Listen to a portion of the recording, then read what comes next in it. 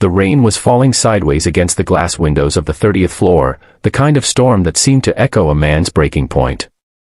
Inside, under the cold fluorescent lights of an empty boardroom, a CEO sat alone with a pen hovering above a stack of papers that would erase 22 years of his life's work. His trembling hand was just inches away from signing bankruptcy when a tiny voice, soft, innocent, impossibly out of place, floated into the room and said, "Sir, you missed this number. If you believe in kindness, in second chances, and in the strange, beautiful ways life sometimes saves us right at the edge, don't forget to like, comment, share, and subscribe." It helps stories like these reach more hearts. He had been sitting in that icy boardroom long before the storm rolled in, long before anyone else arrived that morning or planned to. His name was Cameron Halim, a man once celebrated for building one of the fastest-growing logistics startups in the region. People used to say his eyes carried a kind of ambitious fire, but lately, they held only the dim, exhausted flicker that comes from too many sleepless nights and too many dashed promises. For months, he had watched his company crumble piece by piece, delayed shipments, a miscalculated expansion, an investor who had backed out without warning, and the slow, suffocating collapse of trust. 22 years of dreams had come down to this moment, sitting in a boardroom littered with financial statements, resignation letters, and an untouched cup of cold coffee. He hadn't told his employees yet. How could he?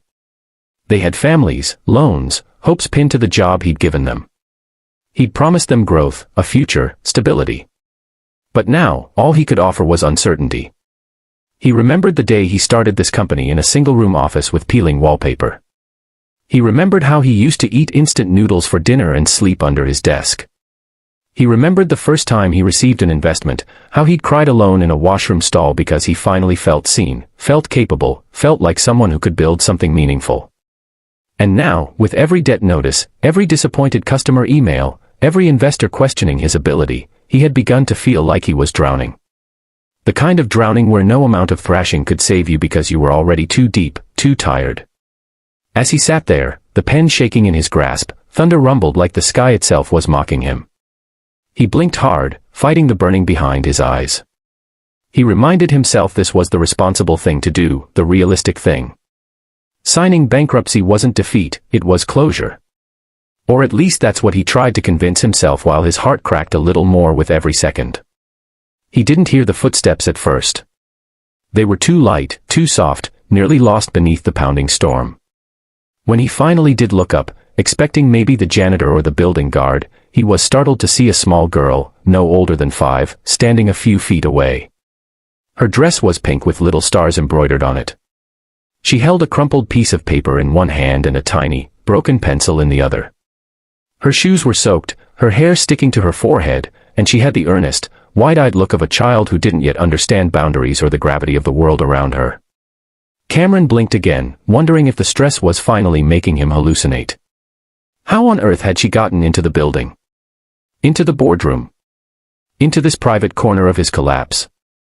The security must have let the tenants' families inside because of the storm, he thought distantly, but none of that explained why she was standing here, staring at the documents he was about to sign. She pointed to the bankruptcy form, her tiny finger resting right above the column of calculations he had triple-checked that morning. "Sir," she said softly, "you missed this number." For a moment, he simply stared at her. Then he glanced down at the line she was pointing to. It was a small section, one he had skimmed over a dozen times. A column labeled, "Pending Receivables, Secondary Accounts." His mind was too exhausted to see clearly, but something about her insistence made him lean forward and squint. And then he saw it. A figure. A decimal point out of place. A number he had overlooked, one that changed the outcome more than he could have imagined in his exhausted, defeated state. 312 million rupees. For a split second, he thought it must be a mistake.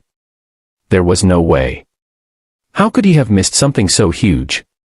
But the more he scanned the sheets, tracing the connections between accounts, the more undeniable it became.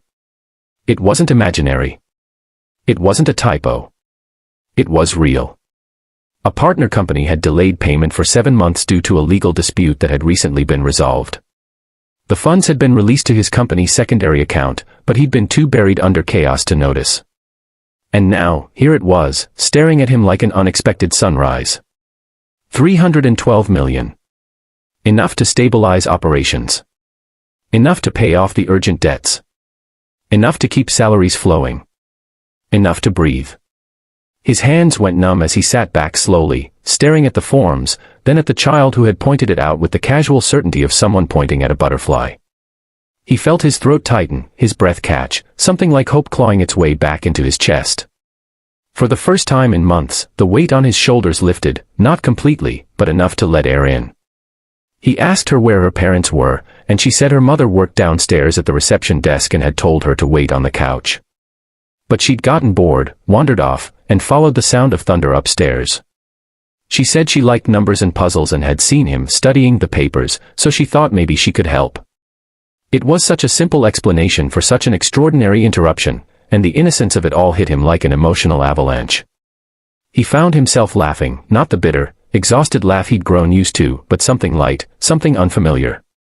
He thanked her, and she smiled, the kind of smile that reminded him of the first spark of possibility he once had when he started his company. For a moment, he saw himself in her, curious, hopeful, bold enough to step into rooms he wasn't supposed to and still believe he belonged there. Cameron rushed to his office, checked the accounts himself, checked again, called his finance head, and when the men confirmed the funds had indeed arrived, Cameron sank into his chair and felt tears slip down his cheeks, quiet, relieved, grateful tears. The storm outside still raged, but inside, for the first time in months, there was calm. The next few weeks were a whirlwind. Debts were cleared. Operations steadied. Investors who had stepped back began to lean forward again. Employees who had feared the worst suddenly found hope in the air like a scent they hadn't smelled in a long time. And through all of it, Cameron kept thinking back to the little girl in the pink dress. He bought her a set of sketchbooks, math puzzles, and color pencils as a thank you gift. Her mother cried when he told her what her daughter had done, and Cameron realized then that sometimes, life saves you through the hands of someone who has no idea how powerful their small actions really are. Months later, at the company's big recovery meeting, Cameron shared the story, not as a dramatic speech but as a quiet reminder that sometimes help comes from the most unexpected places. People listened with softened hearts and watery eyes. More importantly, they listened with renewed faith. And in the background of all that recovery, all that healing, all that rebuilding, Cameron carried a new belief with him, that sometimes fate waits until the last possible second to give you a sign, but if you're willing to lift your head just a little, you might actually see it. If this story touched your heart even a little, please consider liking, sharing, commenting, and subscribing. It truly helps keep stories like these alive.